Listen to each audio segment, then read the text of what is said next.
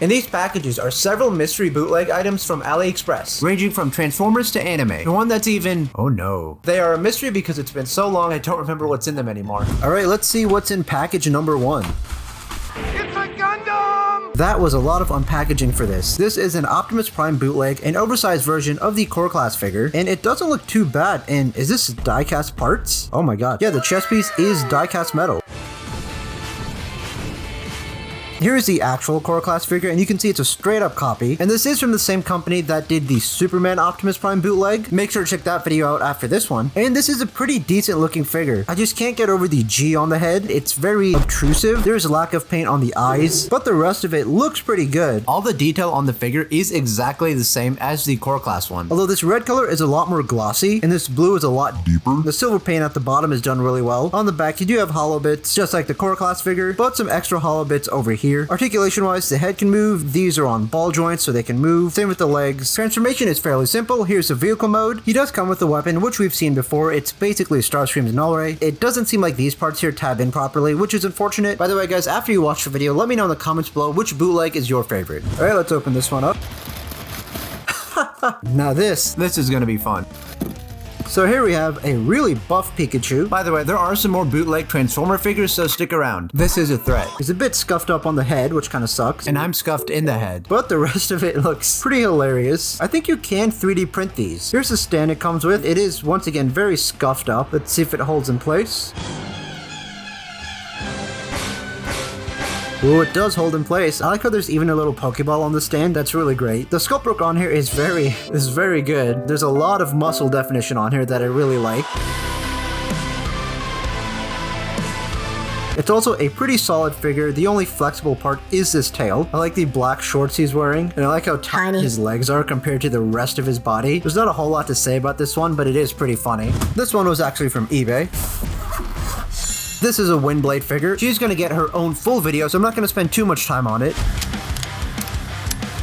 Here's the final figure. It looks really good in my opinion. This is the best I could get it assembled in for now. I'll make sure to fix it up for the full review. I don't know if I'd consider this one a bootleg. This is an unlicensed copy of the Flame Toys model kit. I know the head sculpt is pretty different from the model kit. I do like the metallic paint on here. It looks really good. I don't like how the chest piece looks because it's a different color. More on that later. The green paint on the eyes is really good. I do like the entire mold, but it's a copy. It does have a lot of nice mechanical detail on here. The legs look beautifully done. Here's a quick look at the back, and she is thick. Oh, no. Some pieces do fall off, which is annoying. That is very on par with the model kit. Accessories wise, she does come with another headpiece. Hello there. You get a giant hand. This is actually supposed to be the stand. And you do get a bunch of accessories in here. We'll take a look at this in my full review of the figure. Subscribe so you don't miss out on that. The figure does have a lot of great points of articulation. I really need to make sure these pieces are in properly. This figure is basically for lazy people who don't want to build a model kit, aka me. I have so many unbuilt Gunpla model kits. And the one thing I don't like... yeah, this one is not a mystery because I already opened it. Also, make sure to stick around for some of the weirder bootlegs. The box art is clearly a bootleg. All these pictures are of a really low print quality. It's kind of hard to see on camera though, but let's take a look at it. The packaging is kind of gross. So the figure itself doesn't look too bad. The head is pretty Alright, well the head isn't... so the head is not secure and won't stay in place at all. I do also feel like the head is a little bit big compared to the rest of his body. There's a lot of poor paintwork on here, and these boots are done horrendously. There's an upskirt for him. The joints do feel a little bit loose. That head can move up and down, and yeah, okay. These arms are on a ball joint, this is on a hinge joint. These hands can move back and forth and rotate. The legs can barely move because of this. They can rotate, knee bend, foot movement, and this should be able to move, but it is very stiff. Also, this thing, oh my god, the paint is flaking all off on this. If you can secure this headpiece on, it doesn't make for that bad of a fit. Accessories wise, he does come with a stand, and it looks like there's some extra pair of hands in there. I'm not opening that up. You do also get an open mouth face, which looks pretty good actually. Another hairpiece. You get his shield. It feels very cheaply made. Here's a quick look at the back. You can see some of the sloppy paint job. There is the Master Sword. There is a lot of poor paint application on this. Lastly, you do get an effects piece, and you get the sheath for the Master Sword. This is done pretty poorly. The Triforce is laughably bad. Moving on. This one has to be the Transformer.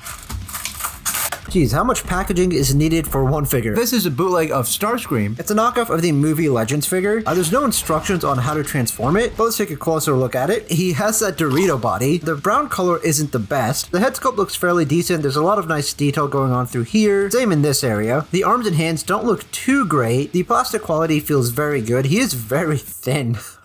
This is funny. But once again, for a copy of a core class figure, it's not bad. In terms of articulation, he's got ball joints on the arms. These legs can move back and forth. They can move out, also on ball joints. And that's about it. For the transformation, no instructions, but from looking at another YouTuber online, shout out to TF fan page, I was able to figure out how to transform this figure. Here is the vehicle mode, and it looks pretty bad. The top part has this gaping hole over here that looks like a, I think you guys can figure that one out. Underneath, so much kibble. I guess it compacts decently, but still not a great looking figure. Next up, we have a bootleg version of my waifu. I'm sorry, that was very cringy. Please don't unsubscribe. This is a Your figure, and it's not bad. There is another bootleg Transformer figure, so stick around. She does come with a stand.